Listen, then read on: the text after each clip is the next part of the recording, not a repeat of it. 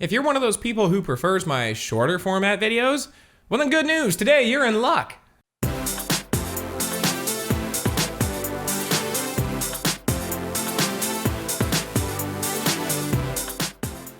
Hello everybody and welcome to Tech Uploaded. I am Chris and today got an EVGA GTX 970 sitting next to me here. Now unfortunately it's not mine, but a friend of mine was nice enough to loan it to me because I got curious.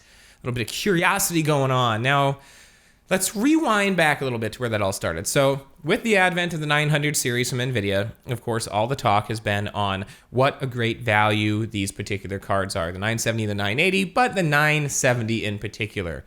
For $350 as of December 2014, the GTX 970 is really delivering a lot of bang for the buck. And it's some of the cards it's been being pitted up against were way more expensive when they first came out. And the one target that seems to be on a lot of the forums and different websites and people doing comparisons has been the 780 Ti. Mostly, I think, for the humor factor, because when that card first came out, you basically had to sell your car to be able to afford it. Now, of course, NVIDIA would throw the ha-ha at us later with their $3,000 card that they came out with, but before all that craziness hit the scene, you were looking at a big chunk of change to pick up a 780 Ti when it first hit. Now, I own that card. I didn't pay full price from when it first came out, but I paid quite a bit compared to the $350 for this card sitting next to me. So I got curious. I thought, all right, I'm going to go online, start look up some of these benchmarks, see if there's any truth to this. And the numbers were wildly varying. They were kind of all over the place. So I thought, you know what? Forget it. I've got a 970 that someone can let me use for a little while. I'm going to go ahead and run my own benchmarks. I'm going to pit it up against my 780 Ti and see what kind of results I get. Because you know what? You know who I trust the most? Myself. So that's pretty much all this video is today. I'm just going to run through my benchmark scores with this card versus my 780 Ti from PNY that's in my system. A little bit of housekeeping stuff before we get started. This card is overclocked out of the box. It's the Super Clock edition from EVGA, and without doing any kind of overclock in Precision X with this card, it will boost up to 1394 megahertz on the core clock. Trying to add more to that, even with overvolting, really brought in a lot of instability on this card. I think EVGA got this thing right about in the sweet spot where you're going to have a nice overclock and you're not going to have to worry at all about anything getting unstable, and that's what you want. And I think they pretty much nailed it right out of the box with this one. Now, my 780 Ti, that's a different story. I had to go ahead and manually overclock that one. And I brought that one up to 1156 megahertz on the core clock, which was a nice bump from its default. And doing that actually made a pretty big difference. I'll get into that after I run through the benchmarks. But that said, my 4790K is actually back to running its stock. So that's 4.0 with a 4.4 gigahertz turbo boost from Intel. And the reason I did that is because I just, I do a lot of editing on this system and that kind of stuff. And it just stays a lot quieter when I keep it at stock. It's still plenty fast. So I went through and reran all of my benchmarks again, threw in Far Cry 4 because I've been playing that. And just kind of decided to do some comparisons. So you know what? Let's take a look at them.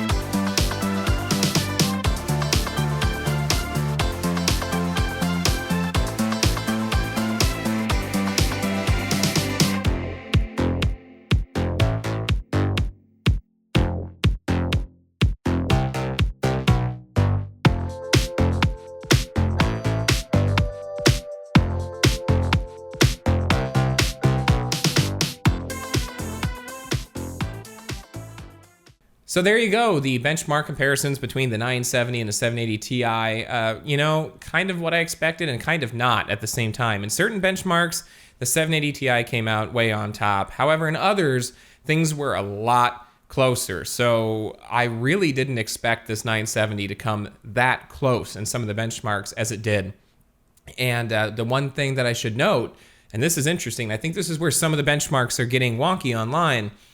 My PNY reference design 780 Ti, I can't throw a whole lot more at it than I did on the overclock because it just gets too hot.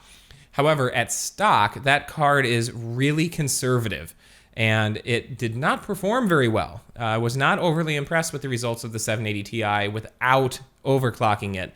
And I ran a few benchmarks with that card at stock just out of curiosity, and the 970 beat it in every single one. So the stock 780 Ti kind of got it handed to it by the overclock 970. So that is something to keep in mind. But when I added the overclock to the 780 Ti, it made a huge difference to the performance on that card. So if you got a 780 Ti and you haven't overclocked it, overclock that thing. It doesn't take a whole lot to get a big jump in performance with that particular card. So I wanted to make sure it was a fair comparison, so I was running both cards overclocked. This is overclocked, that was overclocked, so there you go. So with those results, I have to say, I mean, damn, the 970, again, as of recording this, for $350 is one hell of a deal, and it's a really, really great performing card. Not only that, this thing doesn't even spin up the fans when it's at idle. It never got warmer than 72 degrees in any of my benchmarks, and even at 72 degrees, the fans were only running at 25 to 30%. This thing was quiet. At all times, this was the quietest component in the system. The actual system case fans were louder than the GPU in any of the benchmarks I was running. Cannot say the same thing for the blower style fan on the 780 Ti. And it just stayed cool, and I didn't actually do any power test, but it's supposed to sip power when you compare it to the 700 series. So I have to say, if you're buying a graphics card today, I mean, seriously, consider the 970. For 1080p gaming, it's going to be more than enough. And you know what? You can throw a second one in your system and SLI this bad boy. And as long as your game has scaling, you're going to be fine at 1440p.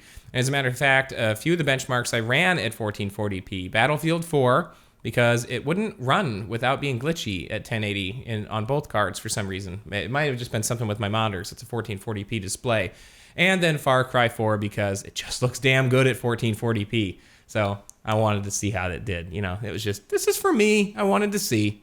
So throwing these together in SLI, you know, for $700, if I remember correctly, that was around the street price of the 780 Ti when it first hit the street. So you can get really good performance if you're going to put this in SLI from what I've seen. I'm actually going to possibly be doing a test with two of these in SLI. So we'll have all these numbers already, and then I'll throw the SLI results in there as well, and we'll really be able to take a look at how this thing scales when you throw two of them in the system. But, you know, I have to say, really, really impressed with the 970 to the point where I'm kind of wondering if sorry,